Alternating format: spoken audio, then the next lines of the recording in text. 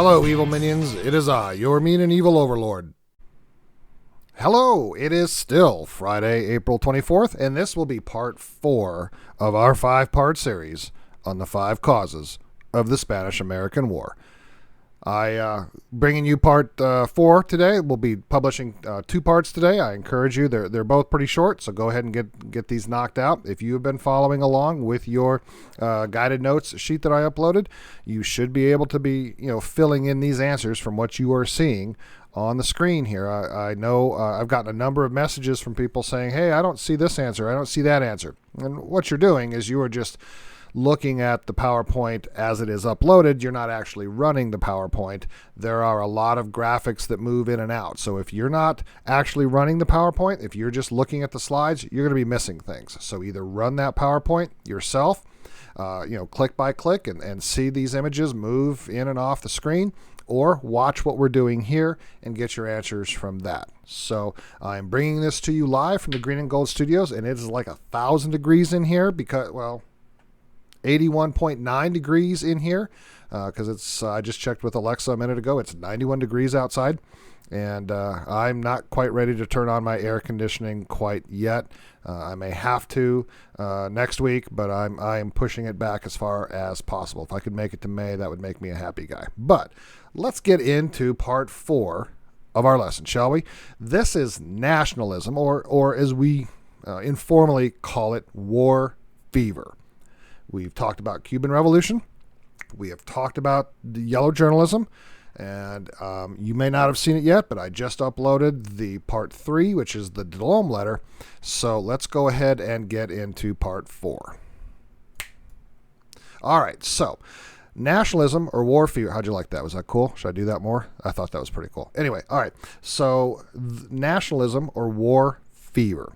What is it? Well, what it is nationalism is I talked about it in the last video when I mentioned jingoism. Nationalism is kind of the same thing. Nationalism is a devotion and loyalty to one's own country. It's kind of an extreme form of patriotism, similar to jingoism. In fact, you could even use nationalism and jingoism interchangeably, depending on kind of the tone that you wanted to set. But nationalism is sweeping the United States in the late 1800s. Americans have watched as other countries around the world, Great Britain, Spain, Germany, a lot of these superpowers throughout the world, Americans have watched them through imperialism expand their countries, take over other parts of the world. And there is a large interest in the United States in doing that same thing.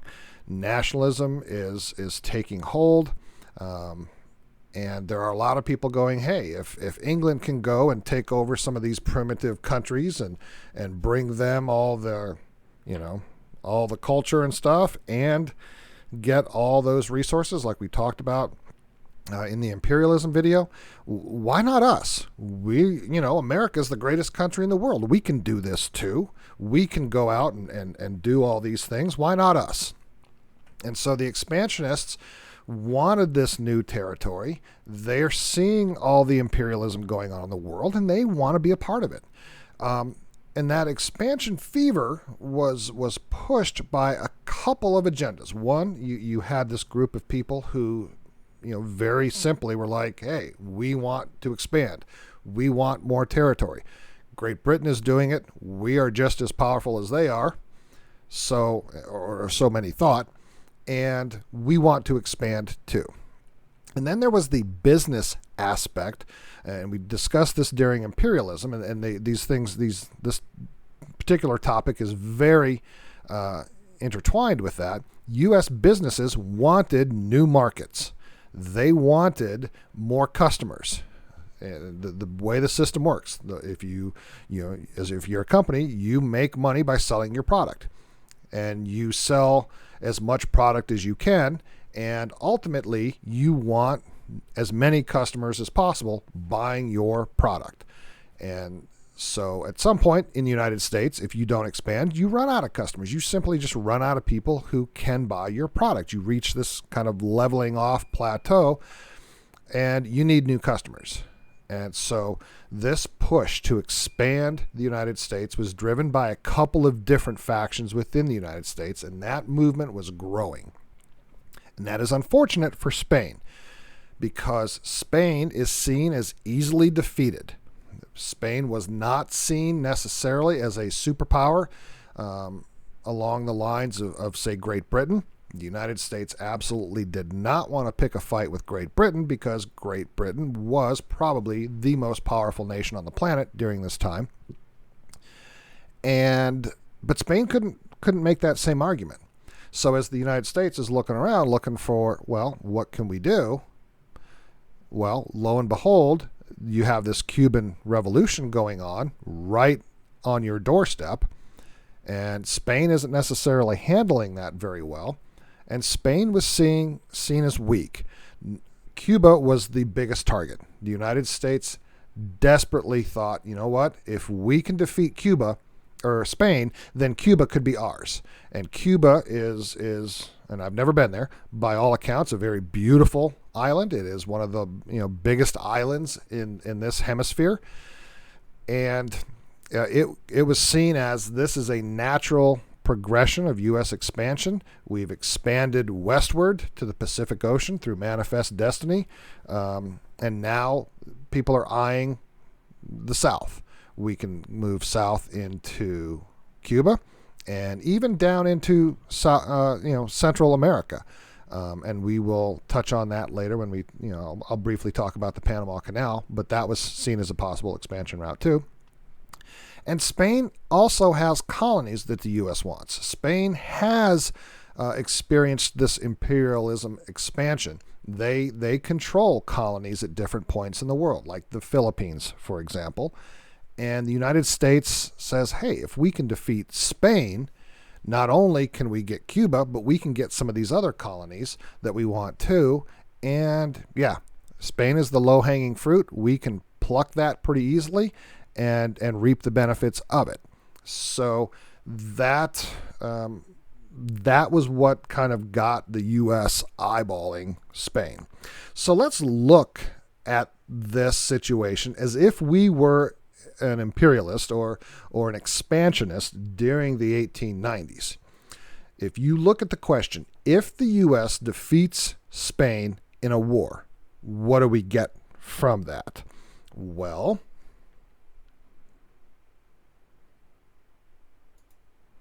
U.S. would gain colonies outside of North America. The U.S. had been dealing with the island of Hawaii, and we have touched on that briefly during our imperialism unit. But they were looking for significant holdings, and as I said, Cuba and the Philippines would be a great start to that. And these colonies would provide access to world markets for U.S. industry. And what that means essentially is that if you are a U.S. business, and if the United States ends up controlling the Philippines, you can use the Philippines as a significant staging ground for your company. You can even build factories or take over factories in the Philippines, and that gives you access to Asia. That gives you access to selling your products. You can manufacture products and sell them to Asia, like countries like China, because it was opposite century back then, and we have completely flipped that around now. But businesses were looking at Asia as a significant way to expand their market. There were billions of people in Asia even back then, and the U.S. wanted them as customers. And they said, you know what, if we can take over the Philippines, we open up access to all those Asian markets. If we can move into Cuba, then that is a short jump to South America, and we can start doing that. So it was seen as a very profitable venture, and the U.S. Businesses, the expansionists, didn't really consider what cost that might be. Anytime you're looking at going to war, there is a significant decision to be made. Do we do this? Is this the right thing to do? Is this in our best national interests? And a lot of people were willing to say, yep, Spain is terrible. Spain is weak. Let's go to war and let's make this happen. And that was the message that was being sent very loudly and very regularly to our politicians in Washington, D.C. Go get Spain. Look at all the terrible things they're doing in Cuba.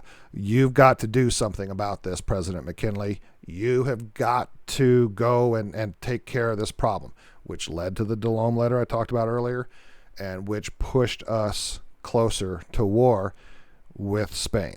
And both sides are becoming very aware that this is an inevitability. And so it's, at this point, we seem to be on a fairly clear path to war.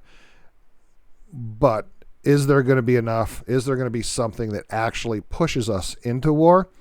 And that answer is yes. And we will see that in our Part 5 lesson, The Sinking of the USS Maine. So we're going to go ahead and wrap it up here. I just wanted to say thank you for watching this. I know many of you are not.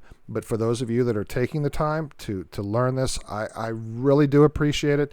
If you're getting something out of this, please hit that like button.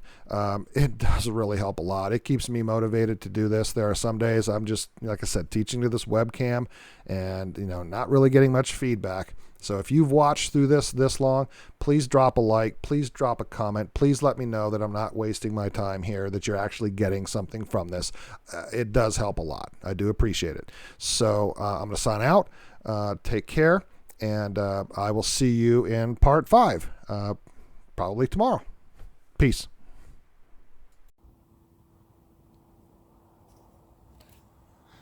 If anyone has a hidden immunity idol and would like to play it, now would be the time to do so.